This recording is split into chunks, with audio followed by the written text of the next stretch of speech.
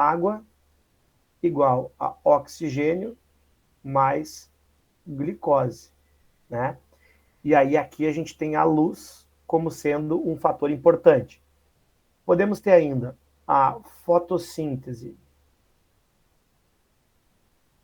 bacteriana,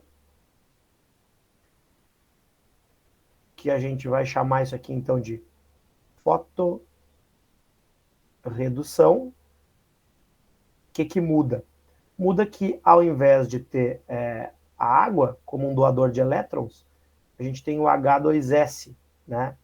E aí a gente não vai ter luz normal, e sim o infravermelho, né? Infravermelho é a luz. Isso vai gerar enxofre mais glicose, tá? É um tipo muito específico de fotossíntese bacteriana. E nós temos o mais famoso, né, quando a gente vai falar de ciclo do nitrogênio, que são as bactérias quimiosintetizantes, quimiossíntese, tá? O que é a quimiossíntese? Vai ser isso aqui, ó, CO2 mais água igual a oxigênio mais glicose. Aí vocês podem perguntar, tá, mas não é igual a fotossíntese das plantas? Sim, mas tem uma diferença. A energia que vai fazer isso aqui acontecer não vem da luz, e sim vem de uma oxidação. Ó, oxidação de substância inorgânica. Então, como, por exemplo, as bactérias do ciclo do nitrogênio, né? Elas vão fazer diferente. Opa, vou voltar aqui. Deixa eu botar as heterótrofas aqui para baixo. Pronto. Tá? Bom, se eu for falar das heterótrofas, né, gente, daí vai ser bem mais simples, tá? Porque as heterótrofas vão ser aquelas que não vão poder fazer esses processos, então elas vão se alimentar, vão ser decompositoras, vão ser parasitas, vão ser aquelas que vivem mutualisticamente dentro do nosso corpo. Né? Não tem muito o que falar das heterótrofas, exceto que elas conseguem comer de ambientes externos. As autótrofas, elas precisam produzir o seu próprio alimento. Então eu tenho que ter uma mínima noção disso, tá? Que eu tenho os metabolismos dos dois possíveis, autótrofos e heterótrofos, e os autótrofos são esses variados aqui, tá? Aqui, ó, esse que é igual das plantas, a gente vai perceber muito em cianobactérias. Tem um problema aqui, pronto. Cianobactérias, tá? Chamadas também popularmente de algas azuis, né? Cianobactérias. Então, elas vão ser importantes produtoras de oxigênio na atmosfera. Agora, quando eu estiver falando de produção de energia, ó, produção de energia, aí eu tenho algumas possibilidades, tá? Ó, eu tenho bactérias que vão ser aeróbias. Então, o que significa isso? Fazem respiração celular e aí usam oxigênio como receptor de elétrons, tá? Receptor de elétrons. Nós temos as que fazem, então, as que são anaeróbicas, tá? Obrigatórias. O que são essas aqui, gente? Ó. Não suportam o oxigênio. E aí eu vou ter dois tipos. Eu vou ter as que fazem respiração anaeróbica. O que é a respiração anaeróbica? Ó, usam outro inorgânico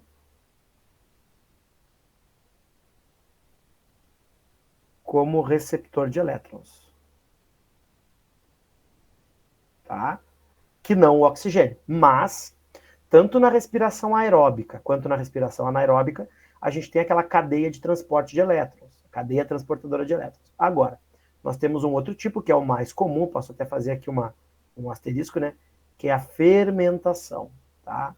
Fermentação. Então, aqui, ó, sem cadeia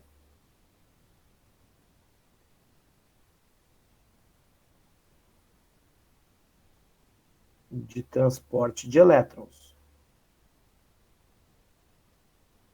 Né? E aqui, o que tem de importante, ó, gente? Tem a produção de um resíduo orgânico, tá? Produção de resíduo orgânico. Sor, que resíduo orgânico pode ser esse?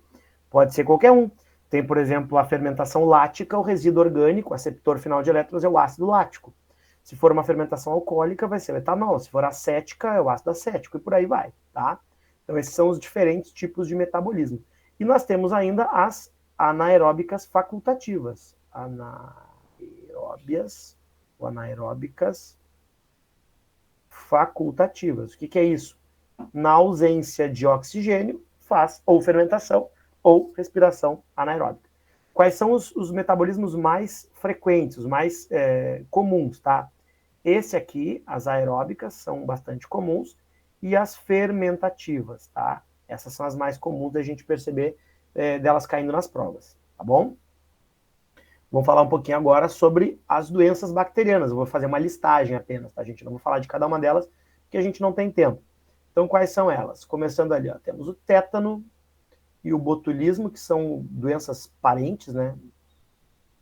Porque é o mesmo tipo de bactéria que provoca, né? O mesmo gênero de bactéria. Temos a cólera, né? Que é uma doença que a gente pega por contaminação de ingestão, causa uma diarreia violenta, tétano, espasmos musculares, botulismo, paralisia muscular. Temos depois ali, ó, sífilis, temos gonorreia, temos clamídia. Essas três aqui são ISTs, doenças ou infecções sexualmente transmissíveis, tá? São, na prática, essas duas últimas, gonorreia e clamídia, são infecções urinárias com bactérias que são mais agressivas, e a sífilis é uma doença de 3 estágios que essa pode matar, né? Quando chega no estágio cerebral. Temos ainda salmonela e febre tifoide, que é praticamente o mesmo tipo de doença. É uma salmonelose, tá? É o mesmo tipo de bactéria. A diferença é que são duas espécies diferentes. A febre tifoide é uma salmonela mais grave, que pode matar, né? E que a gente pega aí por contaminação. Tá? Podemos pegar, inclusive, por contaminação de ovos, mas também por falta de saneamento, ter contato com sujeira, fezes humanas, porque essas salmonelas são expelidas via fezes, né? O que mais que nós temos aqui, ó? Hanseníase, conhecido também como lepra, né? Uma doença bíblica essa daqui. Temos, o que mais que eu ia falar aqui, meu Deus? Cacetada de doença chega agora, o cara até esquece. Febre maculosa, que é do carrapato, tá? Carrapato estrela, vem lá, né? Temos a peste bubônica, que, né, dizimou a Europa na Idade Média, chamada de peste negra também. Peste bubônica ou negra. Temos, o que mais que eu ia falar? Temos o tifo, que é uma doença de trincheira, né? Tem que cuidar para não confundir febre tifoide com tifo. Não é a mesma coisa, né? O tifo é uma bactéria que pega por pulga ou piolho e causa, né, danos graves à saúde. Temos ainda difteria, coqueluche, tuberculose, tá? Então são doenças bacterianas bastante famosas. Aí temos a meningite bacteriana também. Tem meningite viral também, né, gente? Mas aqui que é importante falar. Bom, se eu esqueci de alguma coisa aí, tá? Tem mais, né? Tem leptospirose também. Tem a cólera.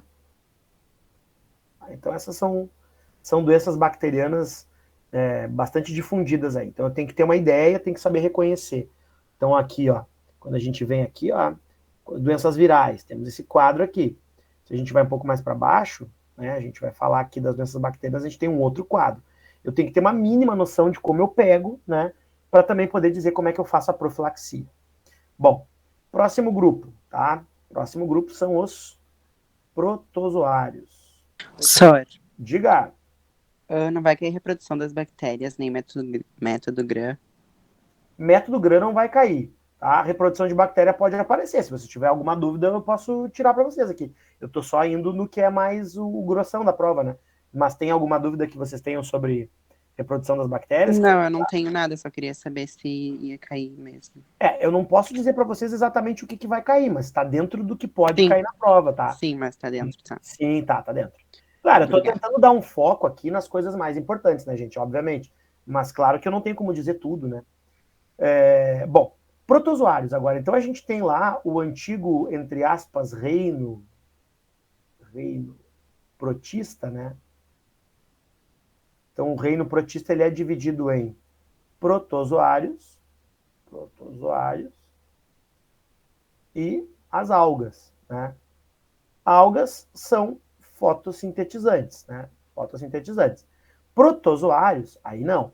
Protozoário, o que eles são, gente? Todos eles, tá? São eucariontes, importante isso, tá? Eucariontes. Além disso, todos são unicelulares. Porque alga não precisa ser unicelular, tá? Claro, na verdade, eucarionte e as algas também são.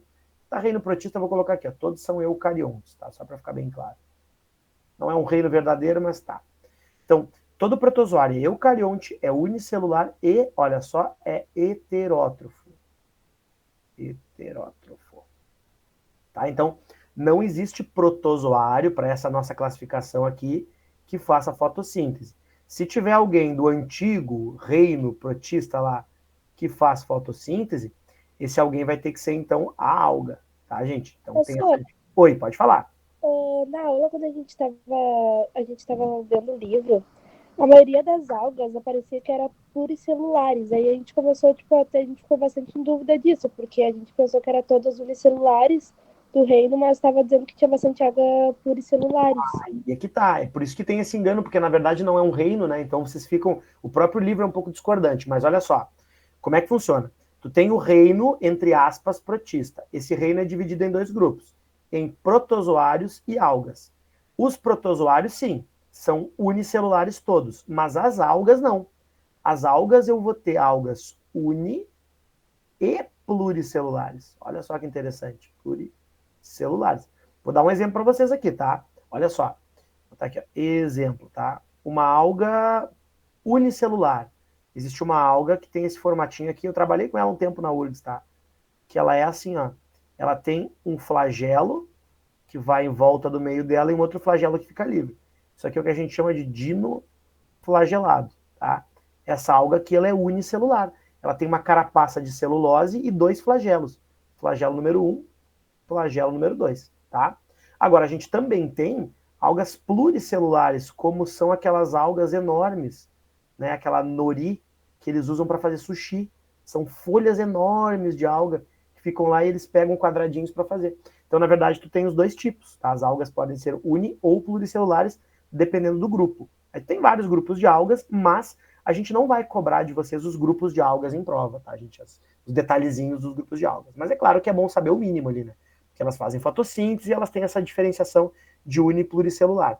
Tem alga vermelha, alga parda, alga verde, né? As clorofitas, feofitas, rodofitas, pirrofitas, que são os dinoflagelados unicelulares avermelhados, as diatomáceas, que são as crisófitas, chamadas erroneamente de crisófita, né? Que são aquelas que têm duas tampinhas, tá? São os tipos de algas, mas a gente não vai cobrar isso de vocês, tá? Agora aqui sim, tá, gente? Protozoário tem que saber bastante. Por quê? Porque aqui nesse grupo é onde a gente tem as doenças, né? Doenças estarão aqui. Então, quais são as doenças causadas por protozoários, tá? Eu vou só listar, não vai dar tempo